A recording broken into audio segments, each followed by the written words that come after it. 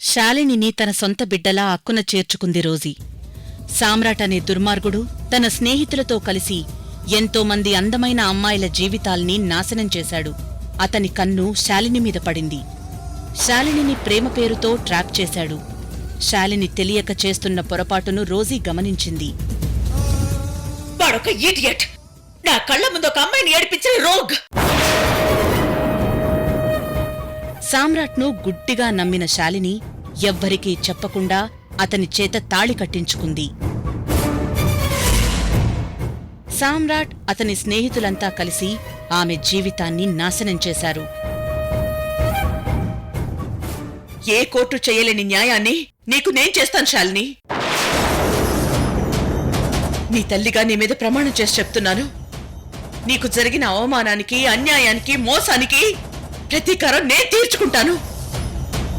నలుగురిలో ఒకడైన అకర్ణ అనేవాడికి bike accident అయ్యేలా ప్లాన్ చేసింది.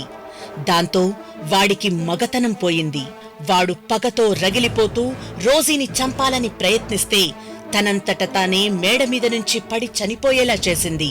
చట్టం దృష్టిలో అకర్ణ ఆత్మహత్య చేసుకున్నట్టు క్రియేట్ చేసింది.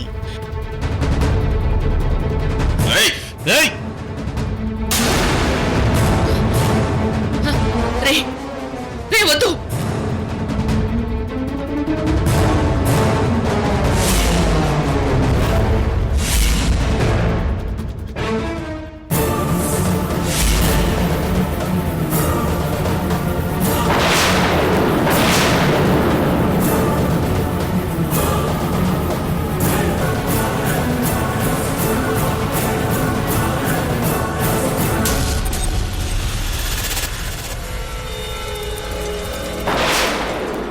శ్యామ్ అనేవాణ్ణి టార్గెట్ చేసింది రోజీ.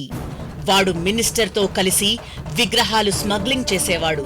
అతని బలహీనతని ఆసరా చేసుకుని వాడు విగ్రహాలని దొంగిలించడానికి ఒక ఇంటికి వచ్చినప్పుడు రోజీ వాడిని విష సర్పాలతో కాటు వేసేలా చేసింది.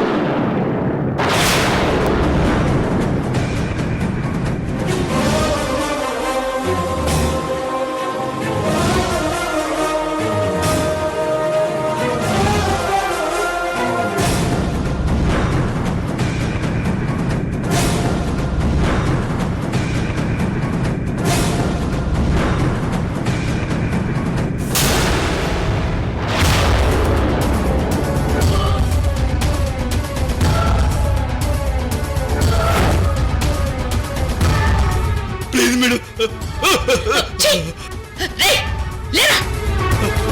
ఏంట్రా నిన్ను కాపాడాలా ఆ? వీడికి పోయే టైం దగ్గర పడింది మేడం. వీడిక్కడ చావడం కన్నా హాస్పిటల్లో చావడమే బెటర్. పాము కాటుతో పోయాడన్న సాక్ష్యం బలంగా ఉంటుంది.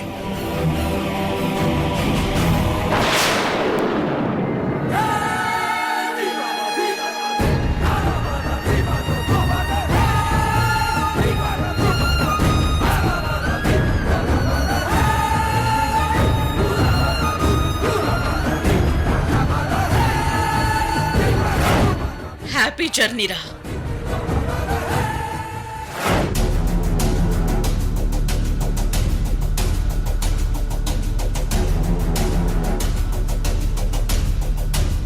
రోజీ ధనంజయ్ మీద టార్గెట్ పెట్టింది. ధనంజయ్ తాగుడు బలహీనతను ఆధారం చేసుకుని అతని చేత ఫుల్లుగా తాగించింది. అతని తల్లి శైలజాదేవి చేతే అతనికి తలకొరివి పెట్టేలా చేసింది. రోజు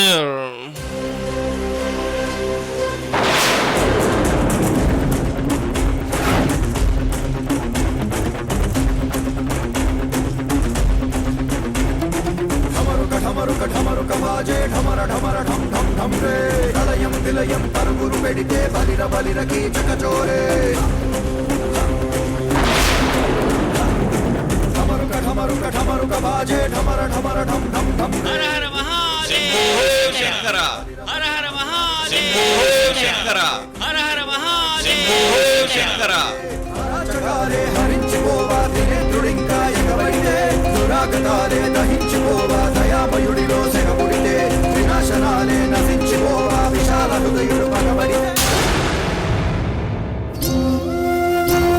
శాలిని, ఈరోజు నాకెంత ఆనందంగా ఉందో తెలుసా? ఏం జరిగిందమ్మా? రాక్షస సంహారం జరిగింది. ఒక కీచకుడి సజీవ దహనం పండుగలా పూర్తయింది. అంటే నువ్వు చెప్తున్నది మినిస్టర్ శైలజాదేవి కొడుకు ధనంజయ్ గురించి.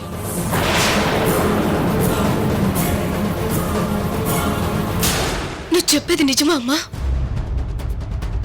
వాడు చచ్చాడా? వాడిది మామూలు చావు కాదు శాలిని. 1,000,000 మంది రాక్షసుల్లో ఒక్కడికే ఇలాంటి దిక్కుమల్ల చావు దొరుకుతుంది. వాడు బతికుండగానే, ఒంటి మీద స్పృహ ఉండగానే కన్న తల్లే వాడికి కొరివి పెట్టింది. హ, పెట్టేలా చేశాను.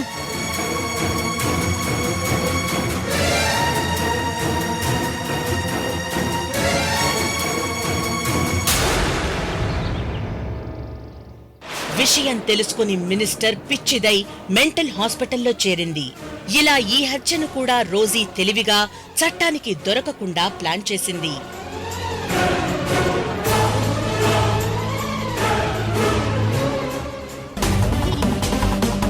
తన ఫ్రెండ్స్ లో ఒకడైన కుమార్ రోజీకి సహాయం చేస్తున్నాడని తెలిసి సామ్రాట్ వాడిని దారుణంగా హత్య చేశాడు. మీ మేడం వచ్చేసింది రోయ్. మా మేడం ఏంటి మామా? కుమార్! మేడం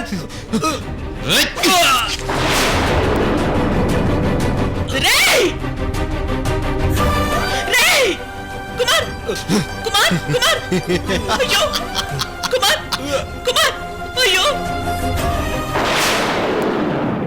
రోజీ సామ్రాట్ మీద దాడి చేసిన ప్రాసెస్లో అప్పటిదాకా సిన్సియర్ పోలీస్ ఆఫీసర్గా ఉన్న విజయ విలన్ అని తెలిసింది.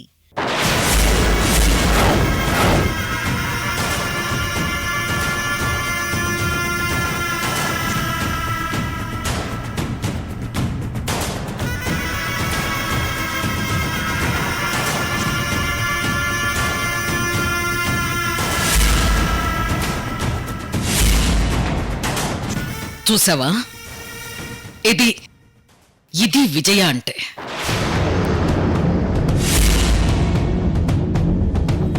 నా కొడుకు జోలికి రాకుండా ఉంటే నీకీ కష్టాలు వచ్చేవి కాదు కదా రోజీ. అరెస్ట్ చేశానని సంబరపడకు విజయ. నన్నెంతకాలం జైల్లో పెడతావో పెట్టు. ఆ జైలు గోడలు బద్దలు కొట్టొచ్చైనా సరే నీ కొడుకు గుండెని బద్దలు చేస్తాను. ఇంకా నీకు పొగరు తగ్గలేదు. ఆ పొగరే నాకు ఆభరణం. పిచ్చి రోజీ, కలలు కనుకో. నా కొడుకుని చంపడం తర్వాత సంగతి. ముందు నువ్వు జైల్లో నుంచి ప్రాణాలతో బయటపడాలి కదా. ఇనుముతో చేసిన ఈ సంకెళ్ళు, రాళ్లతో కట్టిన జైలు గోడలు, కాపలా కాసే సెంట్రీలు ఎవ్వరూ నన్ను ఆపలేరు. నీ నిజ స్వరూపం చూపించావుగా, ఈ రోజీ విశ్వరూపం చూడటానికి సిద్ధంగా ఉండు. Come on move.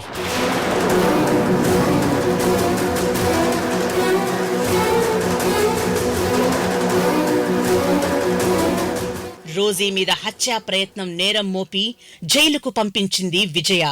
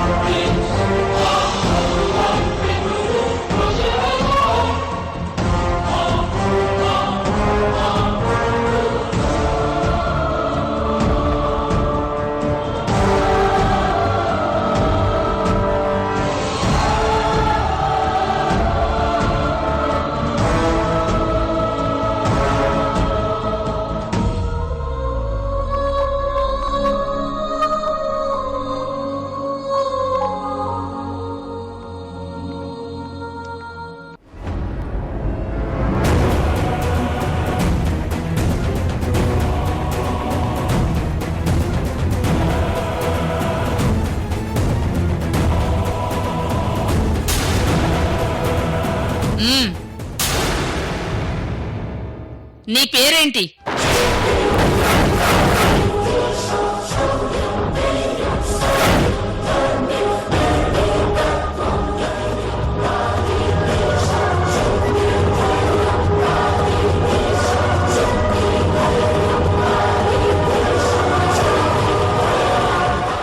చెక్ చేసి ఖైదీ డ్రెస్ ఇవ్వండి. Okay madam.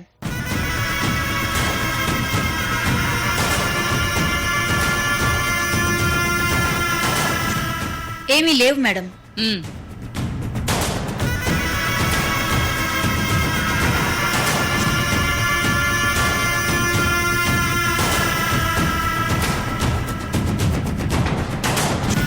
అటు పదండి.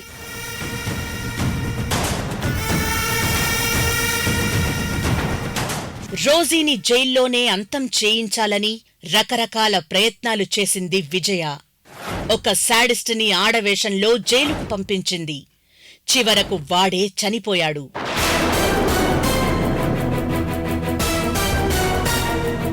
శ్రీవల్లి, ఏంటి నువ్వు చేసిన పని? ఓ నిండు ప్రాణాన్ని నిలువున తీసేస్తావా? భవానీ నీకేం అపకారం చేసింది? భవానీ చేతిలో ఆ కొడవలు ఎందుకుంది? భవానీ అపకారం చేయాలనుకున్నది నాకు కాదు, మీకు. భవానీ నన్ను చంపాలనుకుందా? అవును, తను మీ శత్రువుల మనిషి. ఇప్పటికీ 6 సార్లు మీ మీద హత్య ప్రయత్నం చేసింది. ఎవరికీ తెలియకుండా ఆ ప్లాన్లన్నీ పాడు చేసుకుంటూ వచ్చాను. 7వ అవకాశం ఇవ్వదలుచుకోలేదు. అందుకని నిర్దాక్షిణ్యంగా చంపేస్తావా? అవును, చంపేస్తాను.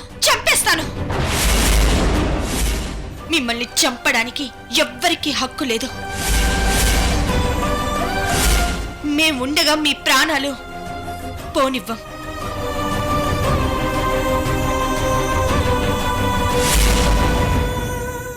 రోజీ గారు, చెప్పండి madam.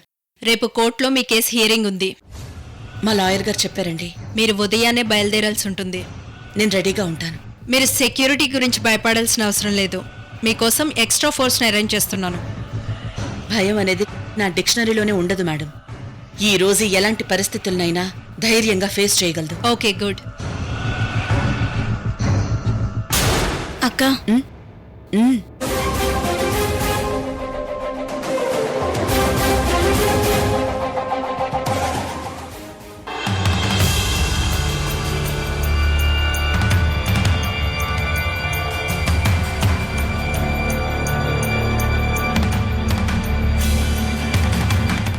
All the best Rosie గారు. Thank you.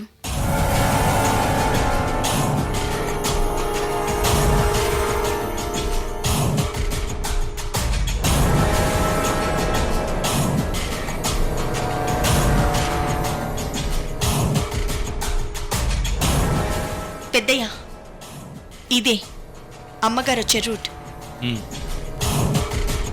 అక్కడే బాంబు పెట్టాలి.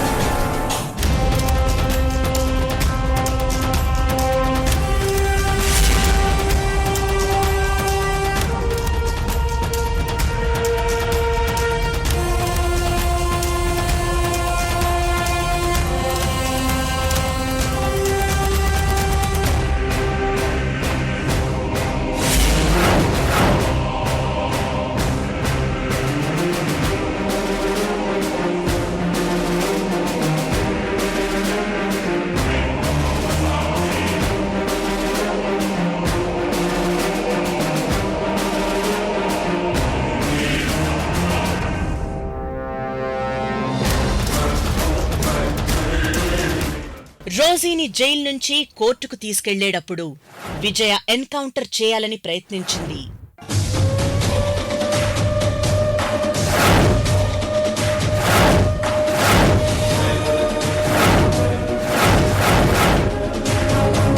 Hi Rosie, how are you?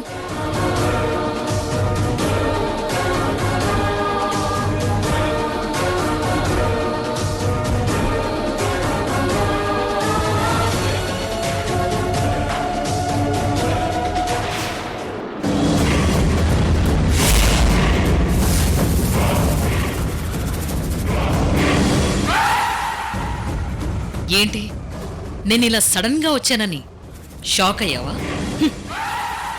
Tsunami ఎదురొచ్చినా ఈ రోజు చెల్లించదు. ఆఫ్టర్ ఆల్ నువ్వెంత?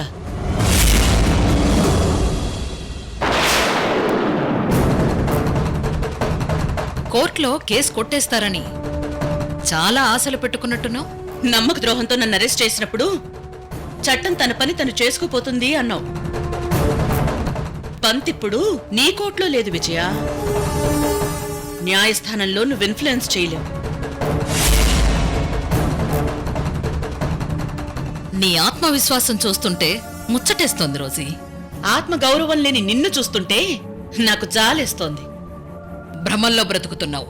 పచ్చకామెర్ల రోగికి లోకం అంతా పచ్చగానే కనిపిస్తుంది.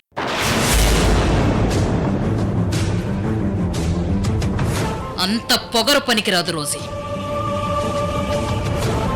ఇప్పుడు నీ ప్రాణాలు నా చేతుల్లో ఉన్నాయి.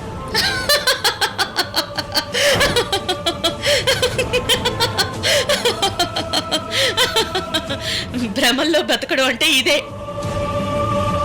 గవర్నమెంట్ నిన్ను నాకు సెక్యూరిటీగా నియమించింది అంటే నీది కాపలా కాసే ఉద్యోగం. నన్ను జడ్జి ముందు నిలబెట్టాల్సిన బాధ్యత నీదే. పని అయ్యాక నన్ను క్షేమంగా జైల్లో అప్పజెప్పాల్సిన బాధ్యత కూడా నీదే.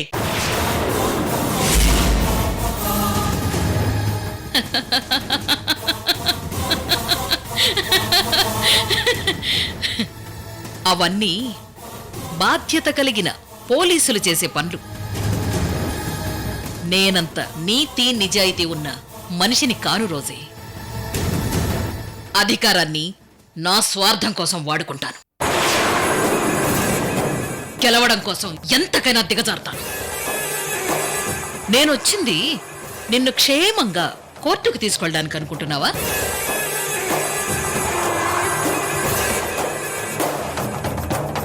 పరిస్థితి అంతదాకా వస్తే నేను చేతులు ముడుచుకుని కూర్చుంటాననుకోకు. చావోరేవో తప్పనిసరైనప్పుడు ఈ రోజే ఒంటరిగా చావదు. చూద్దాం చూద్దాం. శ్రీవల్లి ముఠా బాంబు దాడి చేసి రోజీని కిడ్నాప్ చేసి తీసుకెళ్లిపోయారు.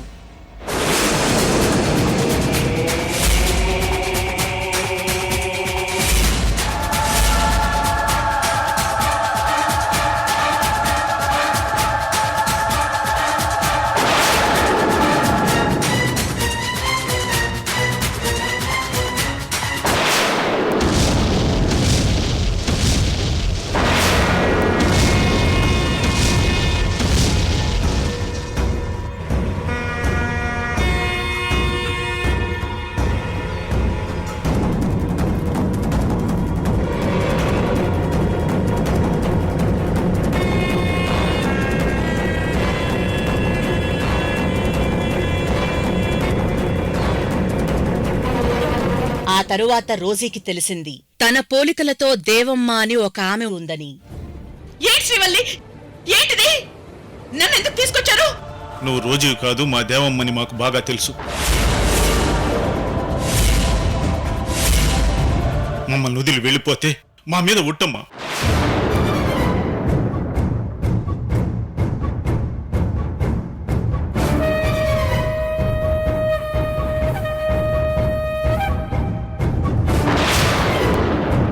దేవమ్మ బంధువులైన అలివేలు, అంబిక, ఫణీంద్రలు ఒక కుట్ర పన్ని దేవమ్మ చావుకి కారణమయ్యారు. కాని దేవీపురం గ్రామస్తులు తమ దేవమ్మ ఇంకా బ్రతికే ఉందని భావిస్తూ ఆమె కోసం వెతుకుతూ రోజీని చూసి దేవమ్మ అనుకుని ఆమెను తమ ఊరికి తీసుకువచ్చారు. దేవమ్మకు 3 కూతుళ్ళు. వాళ్లను అంబిక, ఫణీంద్రలే బంధించారన్న విషయం రోజీకి తెలిసింది. ఆ పిల్లల్ని కాపాడతానని రోజీ నాంచారమ్మకు మాటిచ్చింది. దేవమ్మ లాంటి మంచి మనిషి కుటుంబానికి చేయగలిగిన సాయం చేయటం మనిషిగా నా ధర్మం. దేవమ్మ పిల్లల్ని క్షేమంగా అప్పగించే బాధ్యత నాది. మీరు నిశ్చింతగా ఉండండి.